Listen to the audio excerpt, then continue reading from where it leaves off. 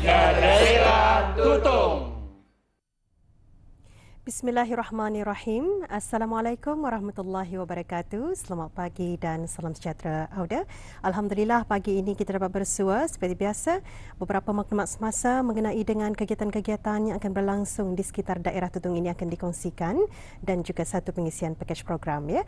Baik, ingin kita kabarkan terlebih dahulu mengenai program cuti sekolah Penggal ketiga 2025 yang diadakan di Perpustakaan Dewan Bahasa dan Pustaka Daerah Tutong diteruskan lagi pada hari ini dan akan bermula ya pada pukul 9 pagi sehingga 11.30 pagi di Perpustakaan Dewan Bahasa dan Pustaka Daerah Tutong. Dan seperti biasa juga aktiviti akan dimulakan dengan sesi bacaan buku selama 10 minit. Dan masih lagi ada kesempatan bagi adik-adik kita yang tinggal di kawasan Pekan Tutong ini ya untuk datang berkunjung ke Perpustakaan Dewan Bahasa dan Pustaka Tutong untuk sama-sama mengikuti aktiviti yang diisikan pada hari ini iaitu Spelling Bee dan Bina Kata ya. Jadi aktiviti ini akan diadakan sehingga 13 Disember 2025. Baik, Auda, kita akan maklumkan lagi beberapa lagi info semasa, tetapi sebelum itu ada baiknya kita beralih seketika untuk menyaksikan pakej program yang kami sediakan hari ini.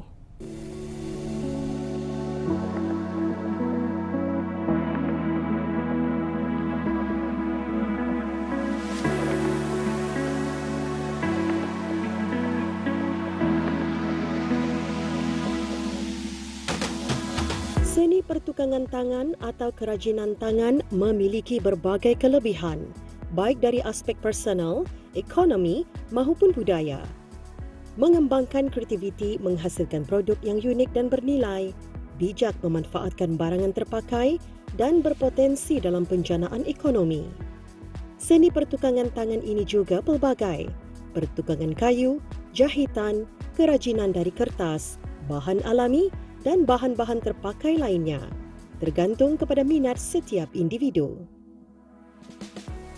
Apa yang ingin saya kongsikan kali ini ialah mengenai produk berasaskan kayu dan besi yang lengkapnya menjadi parang, tongkat dan lainnya. Dalam tinjauan saya ke Kompleks Pasar Neka dan Tamu Serembangun Tutong, saya tertarik melihat produk jualan Awang Muhammad Daud bin Haji Lamat iaitu berbagai jenis parang, tongkat, sarung pemarang, keychain dan bermacam lagi hasil tangan beliau sendiri. Sebenarnya kalau ikut pembuatan bis Perambah ni, pemarang itu ada part-partnya ikut yang akan contoh masa ni tidak lama lagi akan menjelis korban Hari Raya Haji. So apa yang perlu? So itulah disiapkan. Sepanjang bulan itu akan disiapkan candung dan pemarang untuk menyembah lihat sejak.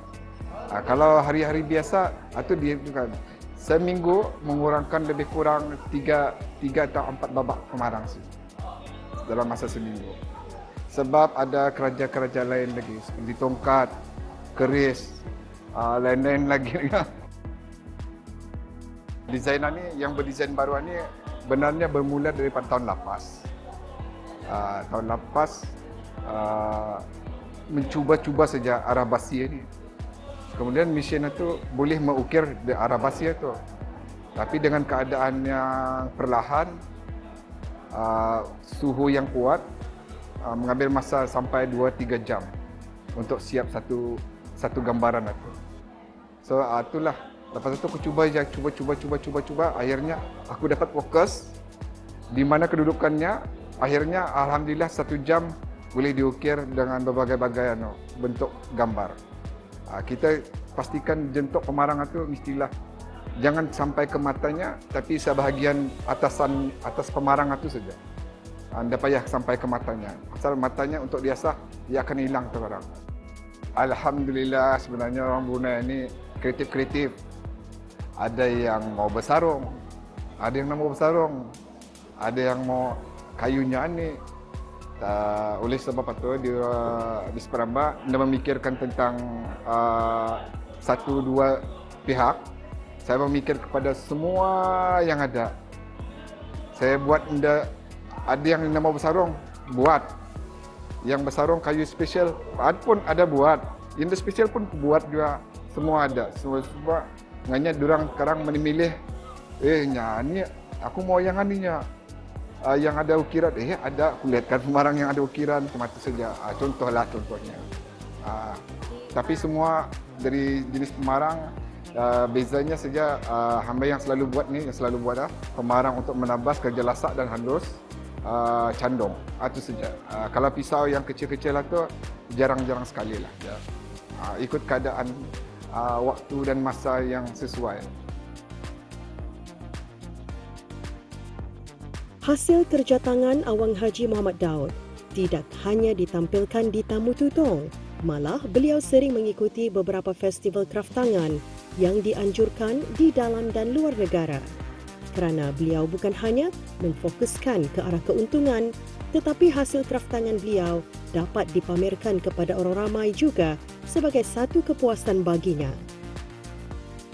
Apatah lagi keunikan pada parang yang diukir pelbagai. Parang candung, parang untuk menabas, pedang, parang untuk berkebun, parang lasak. Berbagai jenis parang yang ada dijual. Beliau juga membuka tempahan kepada pelanggan mengikut jenis parang, desain, ukuran, ukiran, terpulang kepada kemahuan pelanggan itu sendiri.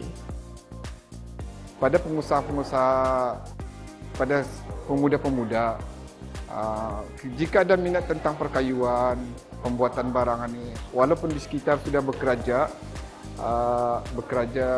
menjadi tentera kah, menjadi polis kah, ambil luang masa itu untuk meneruskan produk pembuatan pemarang ataupun souvenir yang tentang kayu itu, jadikan jadi sampingan dalam masa tidak bekerja. Lepas tu saya tahu selepas bekerja mesti ada ya pesara. Selepas bersara, mendadak akan dibuat ni tu. Tentulah. Tu kalau ada cuma tu, insyaAllah boleh kita diteruskan untuk jadikan waktu sepenuh masa untuk masa pesara tu nanti. Mempelajari asas-asas pertukangan kayu atau lainnya memang seharusnya diasah sejak usia muda lagi. Kelebihan dan manfaatnya begitu besar. Bukan sahaja untuk ketika kita di usia belia, malah sangat berguna untuk selepas bersara nanti.